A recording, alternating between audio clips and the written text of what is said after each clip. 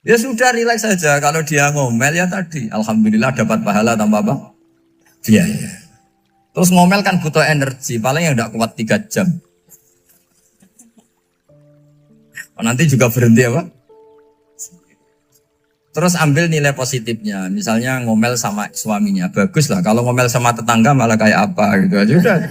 Jadi ulama dulu itu gampang sekali melihat apa? Melihat hidup. Rasulullah ya gitu, melihat hidup tuh gampang saja. Ketika tanya, ya Aisyah apa ada sarapan? Tidak ada ya Rasulullah, ya sudah saya tak puasa. Jadi enteng saja. Kadang-kadang beliau ingin puasa ya puasa sunat, ada sarapan nggak jadi puasa. Rileks. Nabi itu rileks. Kalau ngajari kebaikan juga rileks. Nah sekarang itu banyak orang yang karena mungkin kurang baca, Islam tuh kayak menjadi aturan yang bengis, yang repot, yang mengekang. Itu tidak seperti itu. Yuridu wa bikumul yusra wala yuridu bikumul usra. Allah menghendaki agama ini mudah. Sehingga ada sahabat di Imami Mu'ad itu baca Baqarah. Sahabat ini pekerja petani, mufarokoh ditinggal. Ketika Mu'ad lapor, ya Rasulullah ini ada orang munafik, tengah-tengah sholat mufarokoh saya ditinggal. Yang disalahin itu tidak yang ninggal tapi Mu'ad. Afattanun anta ya Mu'ad, kami itu tukang fitnah. Masa ngimami petani pakai surat Baqarah? Jadi yang disalahkan ini imamnya. Kalau kamu jadi imam, sholatnya ya yang cepat. Makanya terus banyak orang kecepatan karena tadi. Jadi Nabi itu enteng sekali. Orang itu cara berpikir nuruti nafsu, itu yang bahaya. Makanya Quran kritik ara'aita man ittakhadha ilahahu hawa. Orang yang cara berpikir itu nuruti hawa nafsu. Kalau zaman Nabi, zaman sahabat, zaman ulama itu enggak seperti itu. Sehingga cara berpikir itu mudah. Makanya kata Nabi absyiru ya ma'syaral muslimin kata. Kamu harus senang ya ma'syaral muslimin. Allah sekarang buka pintu langit yang sebelumnya enggak pernah dibuka. Dan Allah yubahi bikum malaikata. Dan Allah membanggakan kamu kepada para malaikat. Kenapa? Umatnya Muhammad, umatnya Rasulullah Muhammad SAW, itu kalau sampean kepengen mati setiap saat itu baik, itu resepnya gampang kata Nabi. Addu faridotan wantadzoru ukhra. Jadi Allah memberitahu, ya Muhammad umatmu ini luar biasa. Jadi misalnya tadi kita sholat subuh, ditanya, Bahak kamu sekarang ngapain? Nunggu sholat duhur ya. Setelah sholat duhur ditanya lagi nunggu apa asar. Sehingga faman kanat hijratuhu ila wa rasulih fa hijratuhu ila wahi. Jadi kalau ya sudah ini tak ijazahkan. Kalau setelah sholat subuh nunggu apa? Duhur. Setelah duhur nunggu. Sehingga ketika kita mati itu statusnya penunggu sholat. Tapi kamu kan enggak miskin. Kenapa? Penunggu kaya. Nah, itu enggak masuk surga itu. Penunggu kemapanan. Berarti kan menunggu sesuatu yang seleranya nafsu. Beda kalau penunggu sholat. Berarti kamu di dunia menunggu ritual ibadah. Maka di antara ijazahnya Nabi apa? Addu faridotan wantadzoru ukhra. Melakukan satu fardu. Kemudian kita menunggu tugas berikutnya. Jadi niati saja setelah subuh nunggu apa? Duhur. Setelah duhur, meskipun kita di perapatan, apa? Nunggu asar. Ya. Tapi ya asar betul, jangan nunggu tok pas asar enggak. Jadi sebetulnya umat ini gampang sekali. Jadi di antara kebanggaan Allah, yubahi itu Allah bangga dengan malaikatnya adalah umat ini adalah addu faridotan wantadzoru ukhra. Melakukan satu fardu, kemudian menunggu fardu yang lain. Dari mengkhidmati kampus, ingin mengkhidmati masyarakat. Dari satu masyarakat lokal Semarang menjadi sampai sekarang, sampai Banjarmasin. Unisula mau bikin kampus di sana, terus gitu. Dari satu tugas ke tugas yang lain. Makanya Islam diajarkan setelah satu tugas selesai, faida faruhtafan so. Jadi sehingga hidup kita itu dinamis. Dari satu kebaikan menunggu kebaikan lain, dari satu kebaikan menunggu. Sehingga hidup kita ngapain? Nunggu satu kebaikan. Ini sudah masuk faman kanat hijratuhu ila wa rasulih fa hijratuhu ila wahi wa rasulih. Sehingga bayangkan kalau kita direkam Allah, Gusti kula ampun mati nak dereng sugih. Wis melarat puluhan tahun, sakit, nunggu sesuatu sing sifatnya nafsu, kepengin sugih. Sugih tok aja cukup. Tahu buruh wong sing tahu ngenyek ndekne lho, itu kan urung-urung wis dendam. Saya belum mau mati sebelum kaya dan buruhkan orang yang pernah melecehkan saya. Wes ngono akhirnya mati orang sugih. Berarti wis fakir matine hasud. Mau itu ngenes dunia akhirat kan kira-kira seperti itu. Kamu santai aja kalau fakir berarti meringankan hisab karena ada banyak harta. Yang mau dihisab papanya enggak punya apa-apa. Jadi saya mohon sekali ya, Islam itu mengawal kebahagiaan. Sebab itu sampai bahagia itu menjadi perintah Islam, qul bi fadlillah wa bi rahmatihi fa bidzalika falyafrahu. Karena dengan bahagia bi taat diharapkan orang Islam itu tidak bahagia atau cari kesenangan lewat jalur Mas. Sehingga ciri utama wali apa? Ala inna awliya Allahi la khaufun alaihim wa lahum yahzanun. Sehingga ulama dulu itu rileks-rileksnya. Termasuk yang saya ceritakan tadi, Imam Ahmad, Imam Syafi'i. Itu melihat apa saja rileks. Ya tadi kalau disenangi orang ya barokah, punya kawan kebaikan. Nak dineng ya barokah dineng di gedingi tonggo rada utang, ngeranjuk tulung gitu. Jadi rileks saja. Masyhur itu Imam Syafi'i ngendikan waman asaa ilaika faqat atlakoka. Orang yang berbuat buruk sama kamu, hakikatnya adalah membebaskan kamu. Atlako itu apa? Membebaskan.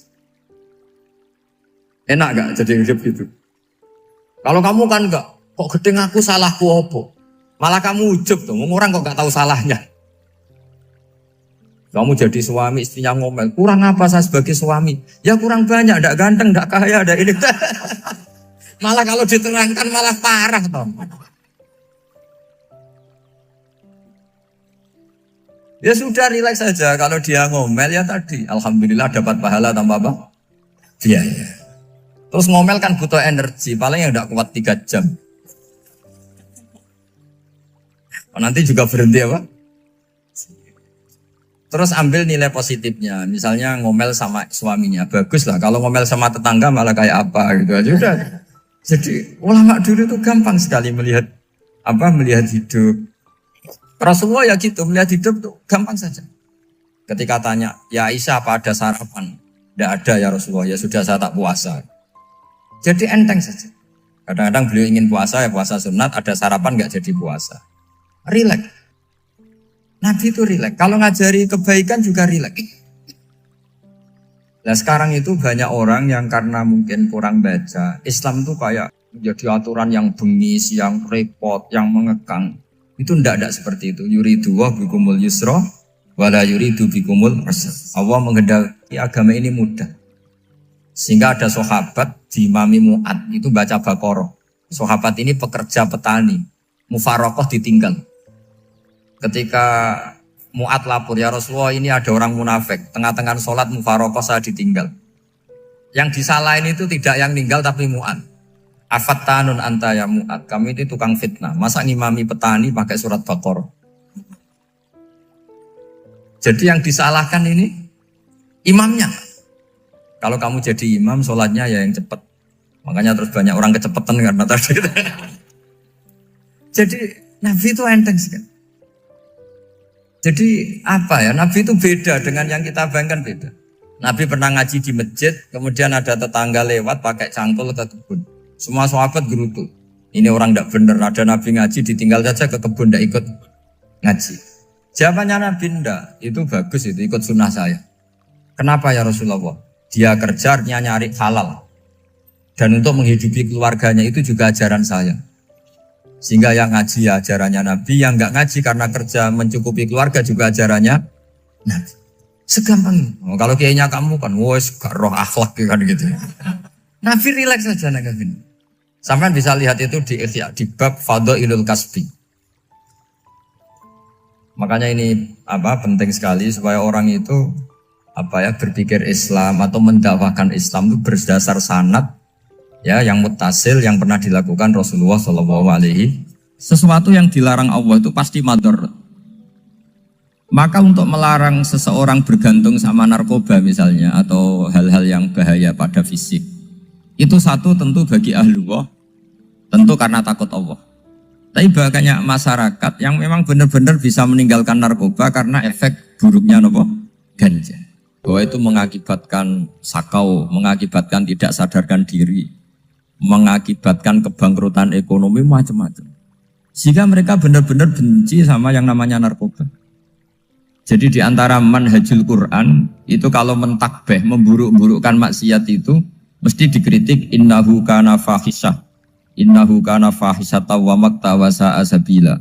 Innahu kana fahisyata wa sa'a sabila. Diulang beberapa kali. Sehingga dibutuhkan kecakapan untuk menganggap satu hal yang buruk itu fahsyah, sesuatu yang enggak rasional, sesuatu yang tidak positif, sesuatu yang pasti berdampak negatif. Sehingga kalau misalnya tadi dibacakan oleh Qori, kuntum khaira ummatin ukhrijat linnasi ta'muruna bil ma'ruf wa tanhauna 'anil munkar. Untuk berhenti dari kemungkaran itu satu takbihun litil kal munkar atau litil kal munkarat, bahwa mungkarat itu kita cap, kita stigmasi bahwa itu buruk sekali. Seperti Nabi mengajarkan pemuda tadi, masa kamu suka ibu kamu digitukin lelaki lain, putri kamu, bule kamu, bude kamu, sehingga orang ini pikirannya termindset betapa buruknya zina. Sama seperti kita sukses memindset betapa buruknya narkoba, betapa buruknya bahan-bahan terlarang. Begitu juga seterusnya, terus pengkhianat dan sebagainya. Tapi problem manusia adalah dia itu akan mencari kebahagiaan atau kesenangan sesaat. Maka caranya gimana? Keinginan senang lewat maksiat ini dilawan dengan nyaman dengan taat. Saya ulang lagi, nyaman dengan taat. Sehingga ulama dulu punya kalimatul munajat, artinya kalimat hubungan pribadi sama Allah yang menjadikan orang itu nyaman. Dan ini yang diajarkan kitab-kitab tasawuf. Kitab tasawuf itu sukses mengajarkan melihat alam raya ini semuanya nyaman, termasuk yang mengecewakan. Itu dianggap nyaman. Saya berkali-kali mengajarkan ilmu ini karena ini musalsal ila Rasulillah SAW. Itu pernah suatu saat Imam Ahmad itu dipanggil sama tetangganya, anak muda. Tentu Imam Ahmad ini orang yang sangat soleh, sangat waroi, sangat tunduk sama perintahnya Allah dan Rasul. Pemuda tadi manggil, ya Ahmad, datang ke rumah saya. Imam Ahmad datang. Setelah sampai ke pemuda tadi, sudah pulang lagi, saya tidak butuh kamu. Pulang lagi. Setelah sampai rumah dipanggil lagi, ya Ahmad, datang lagi. Datang lagi. Oh, saya tidak jadi butuh, pulang lagi. Sampai 3 kali. Dan itu perangai ekspresi Imam Ahmad itu atau ulama lain yang sesoleh beliau itu nyaman, indah. Beliau tetap senyum-senyum, nyaman. Beliau tidak tersinggung, tidak terprovokasi, tidak, ya pokoknya tidak tersinggung, kelihatan nyaman. Lama-lama pemuda ini terus tanya, ya Ahmad, kamu saya perlakukan seperti ini kok tidak tersinggung? Kamu senyum-senyum saja, happy-happy saja. Jawabnya Imam Ahmad itu unik. Wahai pemuda, saya kamu panggil itu senang sekali. Karena kata Nabi, kalau kamu iman dengan Allah dan Rasul, maka hormatilah tetangga. Jadi saya senang. Karena nuruti perintah Allah untuk menghormati tetangga. Jadi tidak ada urusannya dengan kamu. Kagetnya kayak apa? Jadi dipanggil tetangga ya senang karena melakukan perintahnya Allah dan Rasul, yaitu ikramul jar, fal yukrim jarum. Disuruh pulang, kamu ingin saya pulang, ya saya pulang. Disuruh datang, ya saya datang. Jadi saya tidak tersinggung, saya tidak ada urusan dengan kamu. Urusan saya dengan Allah Subhanahu wa Ta'ala. Itu kalau bapak-bapak istrinya ngomel terus sabar itu ya bagus. Saya tidak punya urusan. Kalau kamu terprovokasi oleh istri, berarti kamu didikte oleh makhluk. Masa seorang rektor didikte makhluk? Kan tidak keren. Apalagi seorang Habib didikte makhluk, kan gak keren. Yang bisa mendikte kita hanya Allah Subhanahu wa Ta'ala. Dan Allah mendikte kita, mengajarkan kita wa ashiruhunna bil ma'ruf fa in karihtuhunna fa asa an takrahu shay'an wa yaj'alallahu fi khairan katsira. Jadi cara melihat istri kita bawel gitu atau cerewet, alhamdulillah ini ada pahala tanpa modal, cukup sabar. Kalau istri kamu sedang mesra malah mintanya ke mall, malah biayanya tinggi. Murah mana dapat pahala dimarahin sama saat mesra minta ke mall? Milih yang pertama kan? Nah ya itu tidak usah modal ini. Ya gitu aja. Jadi kalau istri sedang marah bawel, anggap saja ini rezeki. Dapat pahala tanpa apa? Biaya. Nah, kalau pas rukun malah nantang ke mall, biayanya malah tinggi. Jadi ulama dulu itu melihat dunia itu happy. Pernah Imam Syafi'i dikasih tahu, orang yang tadi nyium tangan kamu ya, itu di rumah menghujat Anda. Jadi dia sopan hanya di depan Anda, kalau di luar menghujat Anda. Jawabnya Imam Syafi'i lucu. Ya baguslah. Yang cerita ini kaget. Kenapa bagus ya Aba Abdillah? Kalau manggil Imam Syafi'i ya Aba Abdillah. Ya berarti saya masih wibawa, di depan saya tidak berani katanya. Jadi dipandang enteng saja. Jadi kalau kamu di depan kamu istri kamu tidak berani belanja, tidak ada kamu belanja banyak, anggap saja Anda wibawa. Jadi enteng saja. Pernah Imam Syafi'i dikasih tahu, separuh dari kampung Anda itu gak suka kamu. Ya bagus lah. Kenapa? Oh nak rukun malah bakal utang katanya gitu. Kira-kira yang utang itu yang rukun apa yang neng-nengan? Yang rukun. Jadi enteng saja. Masyhur itu makalahnya Imam Syafi'i. Waman asa'a ilaika faqad atlaqaka. Orang yang berbuat buruk sama kamu berarti membebaskan kamu. Kalau saya sedang nenengan sama Habib Hasan Toha Putra, beliau naik Alphard gak nawarin saya sah karena baru nenengan. Tapi kalau sedang rukun malah harus repot mana? Rukun sama ndak rukun?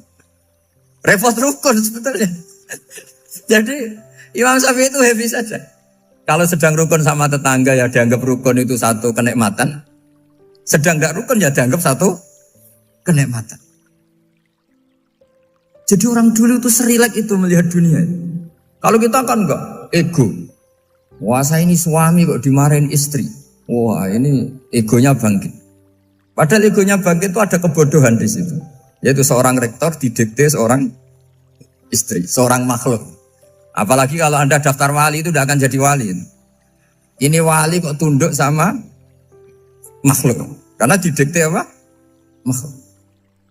Maka Imam Ahmad ketika tetangganya bully gitu ya santai saja beliau happy. Ketika pemuda tadi eskal janggal. Kenapa kamu gak tersinggung ya Ahmad? Memangnya saya harus tersinggung gimana? Kan tak panggil tidak jadi, tak panggil tidak jadi. Hei pemuda, saya ini tidak punya urusan dengan kamu. Saya nuruti kamu karena perintahnya. Saya senang melakukan perintah Allah harus berbaik sama kamu. Sampai 3 kali. Ajarkan Muhammad atau katakan Muhammad pada umatmu. Sebaiknya atau seharusnya mereka hanya gembira dengan melihat fadlnya Allah dan rahmatnya Allah. Ini harus kita pahami mulai dari konstruksi yang paling pokok, yaitu akidah. 2 ahwal. Ahwal itu 1 perilaku sosial. 3 mutammimat, sesuatu yang tidak pokok, tapi kita butuhkan dalam mengawal hidup ini. Saya beri contoh, itu sampai maksiat, itu karena cari kesenangan. Misalnya baru penat itu, ingin seneng, ada orang yang macam-macam lah, ingin melihat maksiat, apa itu pornografi, apa nyabu, apa macam-macam.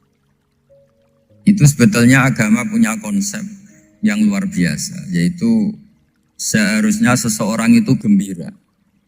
Gembira dengan ketaatan. Lalu pertanyaannya caranya gembira gimana? Gembira itu mudah. Jadi misalnya kamu sujud sama Allah Subhanahu wa taala. Terus cara berpikir begini. Ini sekaligus ijazah.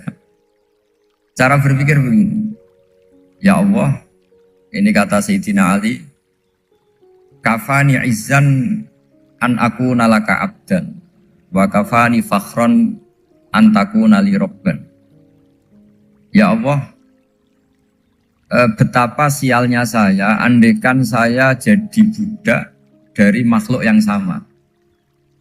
Misalnya sampean itu seorang kiai atau rektor atau doktor atau orang terpelajar, kemudian kamu jadi budak atau hamba dari makhluk yang setara. Betapa hinanya saya. Maka kata Sayyidina Ali, ya Allah saya ini cukup bahagia, cukup bangga. Karena jadi budak, jadi hamba dari zat yang super atau yang maha super. Jadi kok Allah Subhanahu wa ta'ala. Sehingga ada kebahagiaan yang luar biasa karena menjadi hambanya Allah Subhanahu wa ta'ala. Setelah bangga dengan jadi hambanya Allah, maka kita akan malu. Malu misalnya kok saya bahagia itu nunggu melihat pornografi, melihat maksiat. Itu terus menjadi malu. Kenapa saya bisa didikte oleh hal-hal seremeh itu? Ya, kita malu karena didikte oleh hal-hal yang seremeh itu. Karena kita didikte oleh nafsu. Jadi izzatun nafsi, satu harga diri seseorang itu harus dihidupkan untuk hanya tunduk kepada Allah SWT. Sehingga Nabi itu melatih satu logika tarkul ma'asi. Nabi itu dulu ketika ada seorang pemuda yang ya karena mungkin pemuda ya, dia itu mau masuk Islam, tapi uniknya kata pemuda tadi, saya masuk Islam tapi asal dibolehkan bebas zina. Jadi ini agak sableng gitu. Jadi mau masuk Islam syaratnya dibolehkan apa? Zina atau free sex gitu. Karena orangnya agak hiper. Itu Nabi tidak langsung mengancam dengan neraka enggak. Ketika mau pamit gitu semua sahabat melarang. Mah itu jangan, kamu jangan suan Nabi, itu permintaan yang enggak masuk akal. Setelah lama ditahan terjadi kegaduhan di masjid, Nabi dengar itu ada apa itu? Itu ada pemuda yang mau masuk Islam tapi yasta'dzinuhu fi zina. Tapi mereka minta izin Nabi untuk tetap boleh zina. Kata Nabi, pemuda itu suruh masuk, suruh menghadap saya. Ketika menghadap Nabi, saya ulang lagi ketika menghadap Nabi, Nabi mengajarinya itu luar biasa. Nabi tidak langsung mengancam dengan neraka atau dengan azab tunda. Tapi kata Nabi, atuhibbuhu li ummik. Kamu suka kalau ibu kamu itu jadi demenannya orang banyak. Pondok ya Nabi, yang demen ibu saya tak bacok kan. Karena ini ya agak preman, di mana-mana orang nakal agak preman. Terus atuhibbuhu li bintik. Kamu suka kalau putri kamu ya digitukan orang-orang. Oh ya enggak Nabi, yang gitukan putri saya tak bacok. Atuhibbuhu li kholatik. Kamu suka kalau bule kamu digitukan. Atuhibbuhu li ammatik. Kamu suka kalau saudara bapak kamu digitukan. Nabi itu mengeset ya. Cara sekarang itu otak mungkin. Nabi itu meluruskan otaknya anak muda itu.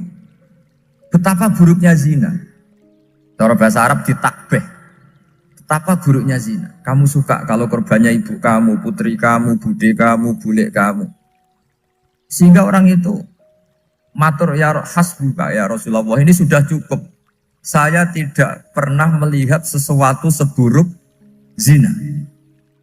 Jadi fa'al qawwa fi qalbihi bughdha zina. Kemudian Allah meletakkan di hatinya, menanamkan benci zina. Sehingga akhirnya pemuda tadi menjadi iffah, menjadi menghindari zina. Artinya begini ya, ini mungkin yang lolos dari para kita sebagai dai, kita tidak belajar banyak tarbiyahnya Rasulullah Shallallahu Alaihi Wasallam. Jadi kalau kita benci maksiat, itu jangan hanya ditakhzir, ditakutkan neraka itu enggak. Jangan hanya itu. Tapi di logika. Jadi kalau kita menghindari maksiat, itu selain karena takut azab, itu ada logika. Ada rangkaian pikiran yang menjadikan kita anti satu perbuatan apa maksiat. Jadi misalnya gini ya, kira-kira ginilah kalau contoh gampang itu. Ada orang gitu ya, nyanyi dengan pakaian yang mungkin pornografi gitu. Mungkin pemuda-pemuda ingin melihat itu, tapi bisa diobati gini. Kok enak dekne mergawe kok tak bayar ya, aku kehilangan duit. Meskipun dengan logika yang agak serampangan, yang penting menjadi kita ini punya harga diri untuk tidak tergantung hal-hal seperti itu. Sehingga Nabi itu cara menggambarkan tadi mulai atuhibbuhu li ummik, kalau ibu kamu jadi demenannya orang lain. Pemuda tadi bilang yang demen ibu saya mau saya bunuh. Ditambah lagi atuhibbuhu li bintik. Bagaimana kalau korbannya putri kamu, bule kamu, bude kamu. Sehingga terus si pemuda tadi betapa buruknya zina. Betapa murahnya zina. Akhirnya pemuda tadi al-qawwa fi qalbi bughdha zina. Terus kemudian pemuda tadi itu sangat membenci dengan apa? Berzina. Nah, pikiran-pikiran seperti ini harus kita tanamkan. Harus kita tanamkan supaya orang itu benci melakukan maksiat. Karena satu memang takut sukhtuwah, takut dibendu Allah atau dibenci Allah. Dua memang logika kita mengarahkan tidak maksiat. Saya beri contoh ya betapa pentingnya mindset ya, cara berpikir. Orang itu menjadi kikir itu karena nganggap hidup itu lama dan uang itu penting. Kalau zaman Nabi itu sederhana kalau melihat hidup ini. Pernah suatu saat Nabi itu punya jatah makan. Karena Nabi itu hidupnya juga pas-pasan. Jadi Nabi itu unik. Beliau di satu sisi kaya raya, bisa ngerumat Abu Hurairah, Ammar, Suhaib. Ashabu Sufa itu dirawat Nabi semua. Itu kan kaya, bisa ngerawat sekian orang. Tapi di sisi yang lain untuk pribadinya beliau miskin. Kadang nggak bisa makan hari itu. Tapi di saat yang sama bisa merawat Ahlus Sufa. Jadi keliru kalau orang hanya cerita Nabi itu miskin, untuk makan dirinya aja susah. Itu keliru. Kelirunya kalau tidak diteruskan, tapi Nabi mampu menghidupi ahli sufa. Singkat cerita jatah makannya Nabi itu dikasihkan orang ketika Nabi tanya, ya Aisyah, makanan jatah saya di mana? Oh ya Rasulullah, tadi ada orang minta tak kasihkan, maka makanan itu habis. Apa kata Nabi? Kamu salah Aisyah. Yang kamu kasihkan itu justru yang masih. Ya yang kamu kasihkan itu justru yang masih. Sehingga Nabi menganggap, makanya Nabi terus ngendikan, ya kalau mukhatabnya lelaki ya kira-kira begini. Wahallaka min malika illa ma akalta fa'afnaita walabista fa'ablaita. Terus hanya wa tasaddaqta fa'abqaita kata Nabi. Harta kamu ya kamu makan kemudian ke WC jadi kotoran atau punya pakaian mewah nanti rusak. Wa tasaddaqta fa'abqaita. Ada yang kamu sedekahkan yaitu yang abadi sampai akhir. Sehingga banyak pengusaha yang mencintai saya setelah tak ajari hadis itu, misalnya punya uang 1 miliar karena dia spekulan atau pedagang rawan bangkrut, disedekahkan ke masjid 50 juta, yaitu yang abadi. Jadi kalau suatu saat bangkrut, dia masih punya uang 50 juta di akhirat. Jadi Nabi itu mengajari sedekah itu apa? Ya sedekah itu pengabadian uang. Kalau kita kan enggak, bilang sedekah itu nguras uang. Itu pikirannya setan, dan pikirannya orang Islam. Itu cara berpikir setan, bukan cara berpikir umat apa.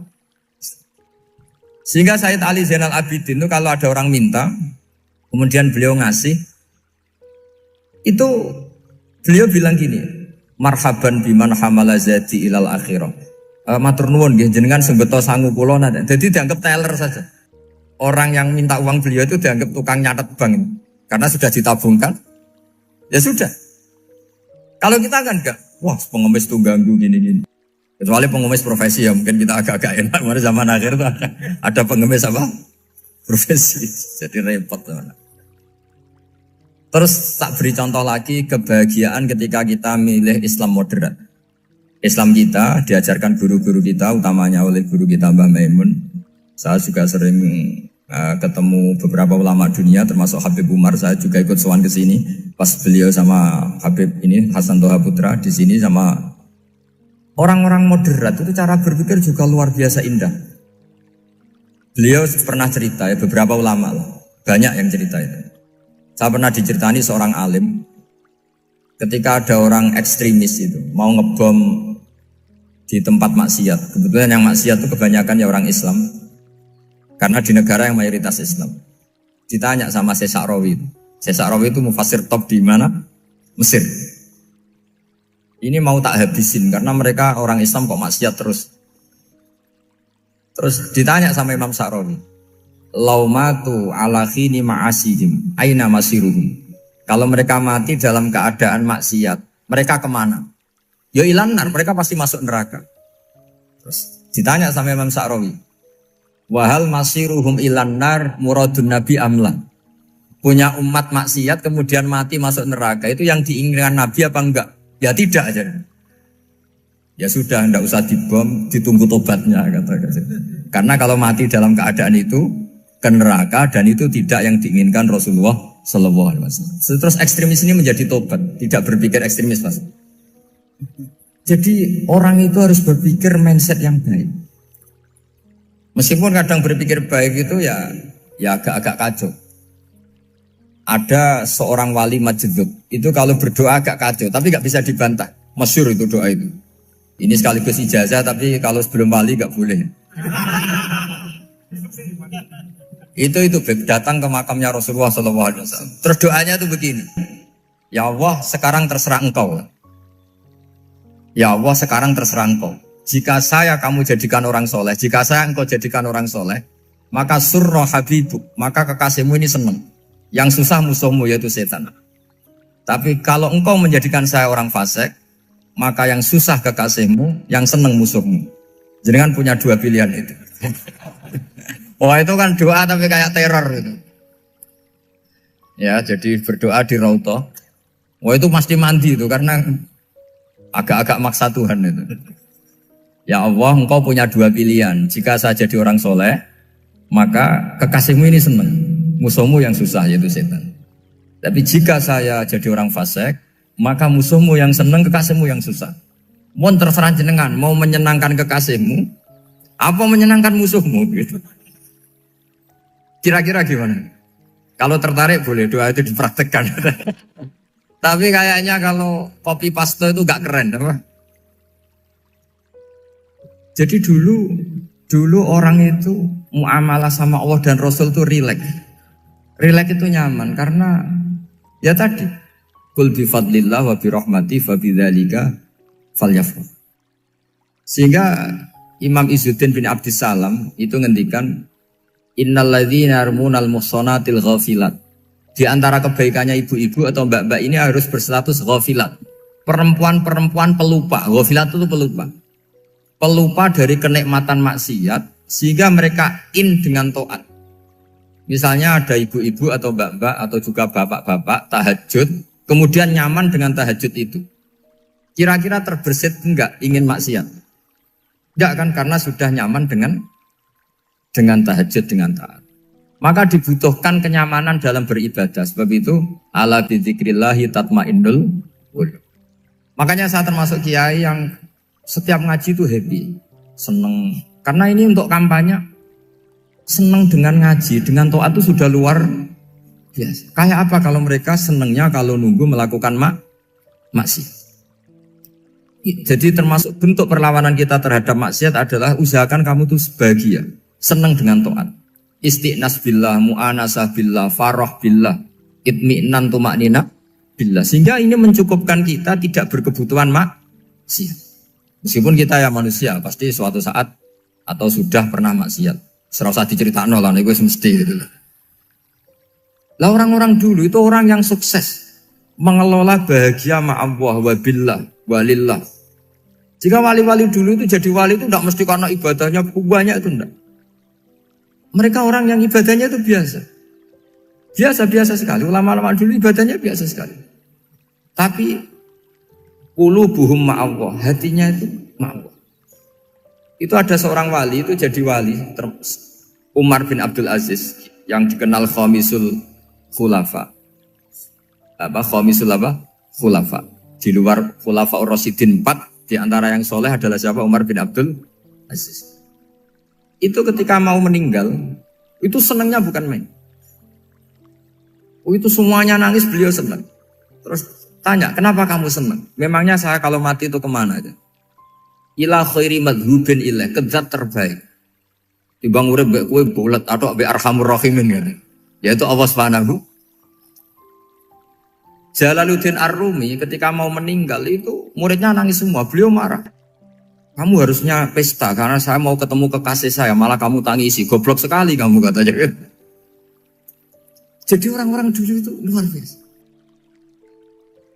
Karena tadi mereka tidak ingin ketemu Allah itu dianggap problem. Harus sesuatu yang membahagiakan. Makanya wali-wali itu kalau berdoa begini. Wa khairu ayyami yauman alqa kafih, dan jadikan hari terbaikku adalah hari ketika saya ketemu engkau ya. Pernah dengar doa itu? Wa khairu ayyami yauman alqa kafih, dan hari terbaikku adalah hari saat ketemu engkau. Aman kan enggak? Sampai mati ku wedi. Saya tidak tahu wedi dosa apa wedi Israel apa wedi malaikat siapa? Mungkar Nakir. Sebenarnya tidak perlu seperti itu. Karena cara pandang Nabi itu ini bisa dipraktekkan. Kalau kamu orang baik, mati artinya apa? Ya baik. Karena husnul khotimah. Kalau kamu orang yang buruk, itu kata Nabi, anggap saja mati itu akhir dari keburukan kamu.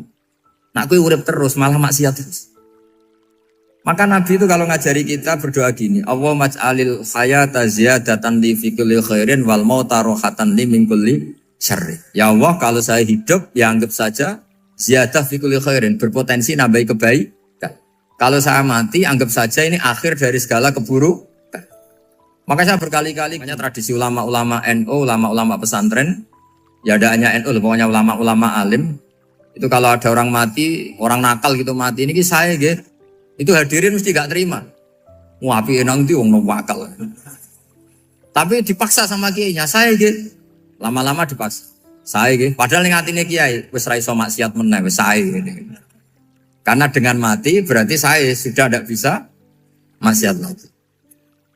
Jadi Nabi melihat hidup dan mati itu segampang itu. Kalau al-hayata ziyadatan li fi kulli khairin wal mauta rohatan li min kulli syarr. Coba kita ke depan itu kan ada potensi zina, potensi korupsi, potensi maksiat. Yang bisa menghentikan potensi itu apa coba? Mati ya, udah pintar ya. Sudah maju berarti. Berani mati? Berani. Tapi jangan di sini ngel-ngelo panitia. Artinya yang selama ini kita risau dengan kematian, dengan apa? Nabi ngajari kita tadi. Allah mas'alil hayata ziyadatan li fi kulli khairin wal mauta rohatan li min kulli syarr. Ya Allah, jadikan hidup ini sebagai bekal menambah kebaikan, dan suatu saat kalau saya mati, semoga itu akhir dari segala keburukan. Jadi artinya Nabi itu ngajari kita itu positif terus. Sama seperti ulamanya tadi. Nak lagi rukun mbek tonggo ya sanggep ae kanca keapian. Nak nenengan ben ra utang teman. Jadi pokoknya penak terus itu loh. Nak bojo lagi ngamuk, alhamdulillah gak ngajak belanja. Nah pas rukun ya alhamdulillah kok lagi rukun. Jadi gampang semua. Makanya ada seorang alim itu ngendikan begini, ada yang tanya. Saya tuh dulu ketika kaya, teman saya sering main ke saya. Setelah saya miskin gak ada teman-teman yang ke saya. Dikira si Habib ini kebetulan orangnya Habib itu mendukung keluhan dia, ternyata enggak. Si orang alim itu bilang gini, malah bagus toh gitu. Kowe wis melarat buruhe wong. Ya sudah kamu miskin buruhnya orang lain. Misalnya tukang manol di pasar atau tukang becak. Kemudian teman-teman kamu datang, malah kamu malu tuh jadi tontonan. Bagus kalau mereka lupa, pas kamu miskin enggak ada yang lihat katanya. Jadi apa ya, dianggap enteng saja gitu. Akhirnya orang ini gak jadi ngeluh. Selama ini kan kita ngeluh ya, ketika miskin teman-teman gak datang. Coba kalau mereka datang pas kamu buruh bikin botol di orang lain. Mantan bos buruh, malu gak?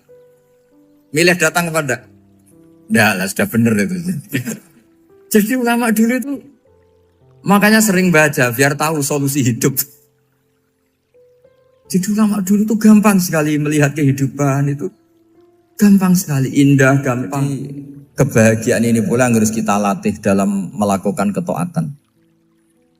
Tapi memang obsesi saya terbesar atau cita-cita saya terbesar memang setiap ngaji saya ingin orang mukmin semuanya itu bahagia. Dengan bahagia itu mereka tidak neko-neko ingin mencari kebahagiaan lewat jalur apa maksiat. Sehingga dalam konstitusi ulama yang ditulis di kitab-kitab usul fikih, dan itu kitab yang saya kaji, selalu saya kaji, itu membela-bela sesuatu yang mubah itu sampai luar biasa. Karena melihat mubah itu, misalnya Anda tidur itu berstatus mubah. Anda bermain catur berstatus mubah. Anda rileks sama teman jagongan semalam dengan teman rektor atau dosen atau yayasan, itu melihatnya bukan mubah tapi tarkul maksiyah. Misalnya saya semalaman asik musamarah itu jagongan malam sama Habib Toha Al-Munawwar. Itu awang hitungnya bukan, wah ini jagongan ngalor ngidul tidak penting, itu enggak. Malam itu bahak tidak ke dugem, tidak ke tempat maksiat. Sehingga ada ulama yang mengatakan mubah itu enggak ada. Saya ulang lagi, mubah itu enggak ada. Kan umumnya ulama bagikan wajib, ya kan, haram itu. Terus diantaranya mubah, sunat, makruh. Ada ulama yang mengatakan mubah itu enggak ada. Kenapa? Logikanya begini, itsma min mubahin illa wa yatahaqqaqu bihi tarku haramimma. Karena ada mubah yang Anda lakukan kecuali saat itu pasti ditinggalkannya sebuah keharaman. Misalnya Anda sedang jagungan sama istri di luar, di rumah, asik di rumah semalaman. Mungkin bahas hal-hal yang ringan. Mungkin melihat sinetron atau apa yang ringan. Tapi di situ terjadi Anda meninggalkan ke tempat-tempat maksiat. Sekarang ninggal maksiat itu wajib apa mubah? Wajib. Padahal Anda sedang melakukanmu. Nah itu dicatat oleh Allah itu tarkul haram, meninggalkan keharam. Jika masyhur dalam cerita wali-wali itu, Abu Yazid yang seperti itu ibadahnya pernah tanya, ya Allah lalu yang makomnya orang seperti saya siapa? Karena beliau semalaman ibadah terus. Sama Allah dijawab, ya yang tidur di pinggir kamu itu. Abu Yazid, lu kok bisa ya Allah? Dia kan tidur terus. Ya kan dia tidur berarti meninggalkan keharaman. Ngomong sing potongan tukang maksiat itu apik turu apik melek kira-kira. Apik turu. Timbang sama nak melek pola wis turu ae kira-kira gitu. Jadi enggak usah dipaksa tahajud, dipaksa qiyamul lail itu. Iya kalau qiyamul lail. Kalau dapat informasi, ke sini ikut saya terus katut kan repot. Jadi perlawanan terhadap maksiat itu sebetulnya gampang dalam Islam karena tadi nggak ada sesuatu yang mubah kecuali saat dilakukan berakibat meninggalkan keharaman. Mudah sekali. Jika banyak orang jadi wali itu karena melakukan mubah. Itu ada orang jadi wali itu karena sering makan. Ya makan-makan biasa itu. Karena ketika makan ya Allah betapa doifnya saya. Katanya saya presiden, katanya saya rektor, saya kiai. Ternyata kalau nggak makan tuh lemes.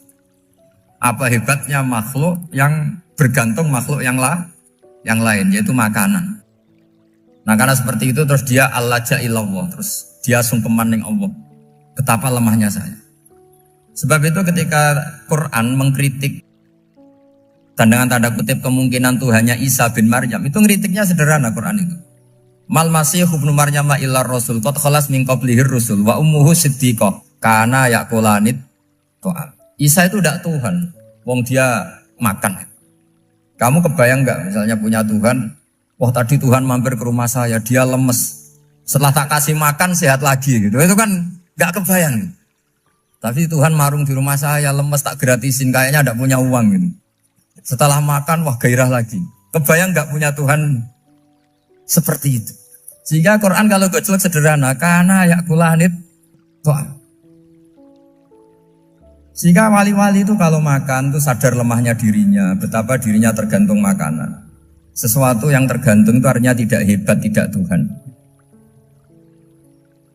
Jadi untuk menjadi wali, untuk menjadi dapat ridhonya Allah itu sebenarnya sederhana. Termasuk ada cara jadi wali yang agak kacau, tapi ini ya benar, asal niatnya benar. Misalnya Unisula besar, ya kurang besar lagi. Kita sudah punya uang, kurang banyak uang lagi. Itu Nabi Ayub. Itu kan seorang nabi. Pernah diuji Allah, ini ada di Sahih Bukhari. Nanti kamu tanya, hadisnya sahih enggak? Ini ada di Sahih Bukhari. Kadang orang kota itu aneh. Enggak ahli hadis tapi tanya, sahih enggak? Padahal andekan dibodohi sahih ya ngandel saja. Jadi kadang ya aneh. Enggak tahu kok tanya. Itu Nabi Ayub itu sudah kaya, pas itu sudah kaya. Bukan cerita yang masih miskin, memang sudah kaya. Beliau di kamar dihinggapin satu belalang dari emas. Setelah belalang itu dikejar, ternyata yang jenis itu banyak, semuanya dari emas. Ngambil sana sini, ini yang kesak ini dipenuhin, saku ini dipenuhin, sampai banyak. Sama Allah digojlok. Kamu itu nabi saya. Kenapa kamu mengumpulkan harta sebanyak itu? Kamu itu nabi saya kok rakus? Jawabannya, ya Allah, siapa yang bisa kenyang dari rahmatmu? Ya, jadi kalau kamu punya uang 1 miliar, kok ingin 1 miliar 100, ingin 1 miliar 200, itu cara ngitung bukan uang. Ya Allah, siapa yang bisa kenyang dari rahmatmu? Karena rahmat Allah tidak terbatas, sudah Gusti tenang saja. Meskipun saya gini, rahmat Anda tidak akan habis. Sehingga waroi ada ilmunya, tomak juga ada ilmunya. Termasuk ragus itu juga ada ilmunya. Misalnya begini, ini contoh rakus yang ada ilmunya begini. Ini saya beri contoh. Mungkin yang boleh niru orang-orang soleh, kalau nggak soleh jangan. Imam Syafi'i ini cerita nyata. Imam Syafi'i itu dulu ketika ngaji masih muda itu nggak suka sama guru yang kaya. Kebetulan dia punya guru miskin terus. Namanya Sufyan As-Tsauri, itu miskinnya Masya Allah. Sufyan bin Uyainah juga miskin. Jadi dia miskin, punya guru miskin terus. Sehingga idolanya ya sama guru-guru yang miskin. Suatu saat guru-guru ini menyarankan dia ngaji Imam Malik. Imam Malik itu kaya raya. Itu babutnya Imam Malik kalau diinjek itu mata kakinya tidak kelihatan saking halusnya. Kalah Indonesia lah kalah. Imam Malik tuh gaya. Kalau ngaji di kursi tinggi terus pakai bukhur itu, pakai dupa Arab yang mahal. Pokoknya mewah kali Imam Malik. Terus dia mulai ini kiai kok kaya. Kemudian setelah beliau alim tanya, saya harus ngaji siapa setelah ilmu jenengan habis kira-kira gitu. Kata Imam Malik, sudah kamu tidak usah perlu ngaji saya, kamu sudah alim alama. Terus Imam Malik datang ke Baki. Zaman itu Baki itu semacam kayak rentalan ya, semacam Grab lah kalau dulu. Mana kafilah yang mau ke Irak? Ya sudah terus, oh kita mau ke Irak. Ini antar ke Muhammad bin Hasan As-Syaibani. Itu dibiayai sama Imam Malik. Grabnya ya dibayarin, itu kafilahnya itu ya dibayarin. Imam Syafi'i disangoni surrotan min dhahabin. Jadi satu kepes uang dikasihkan. Itu pernah tak hitung semurah-murahnya itu sekitar 60 juta. Imam Syafi'i mulai mikir, kiai yang saya kritik lomo, sing kiai miskin tak puji, gak pernah ngamal kan, tentu orang miskin. Setelah datang ke Muhammad bin Hasan As-Syaibani, beliau itu pakar usul fikih, muridnya Abu Hanifah. Beliau al-usuli, pakar usul fikih.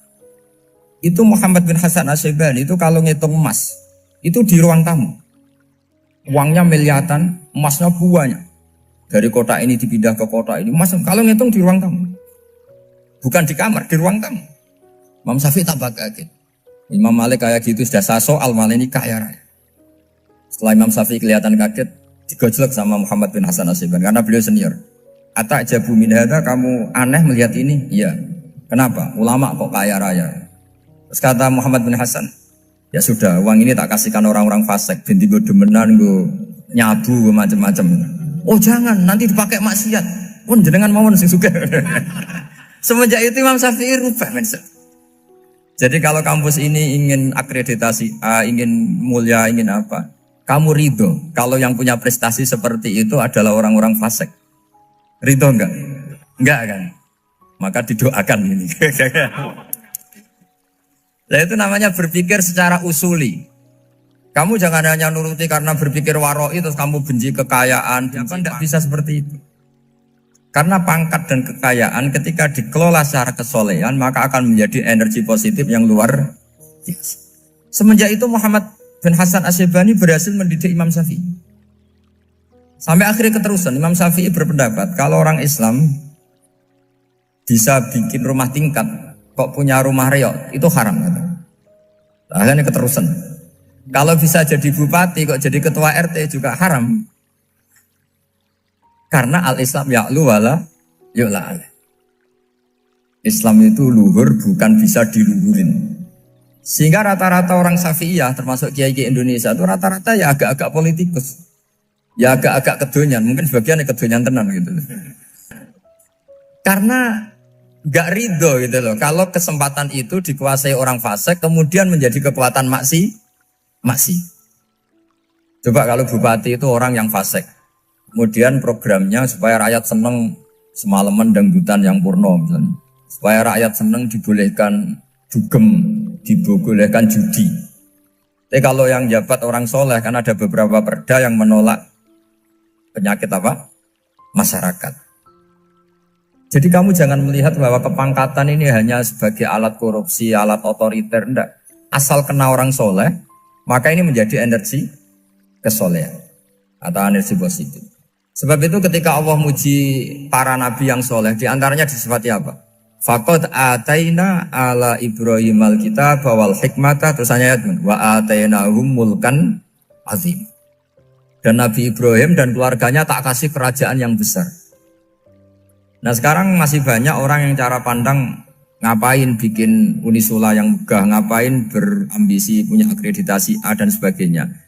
Menyoal seperti itu salah secara usul fikih. Karena secara usul fikih kesempatan yang baik tentu harus diperjuangkan oleh orang-orang yang soleh. Karena ini supaya jadi otoritas yang positif. Itu dulu ada latihannya.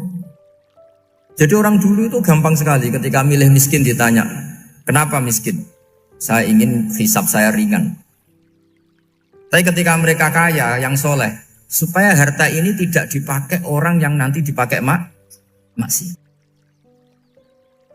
Kita misalnya orang soleh mau pangkat, karena kita ada ridho, kepangkatan itu dipegang orang maksiat, kemudian menjadi energi maksiat. Begitu juga seterusnya. Maka ulama dulu itu rileks. Sampai Senawawi Al-Bantani itu nanti bisa dicek di tafsir Qul hal yastawil ladzina ya'lamuna wal ladzina la ya'lamun. Beliau muji-muji ulama.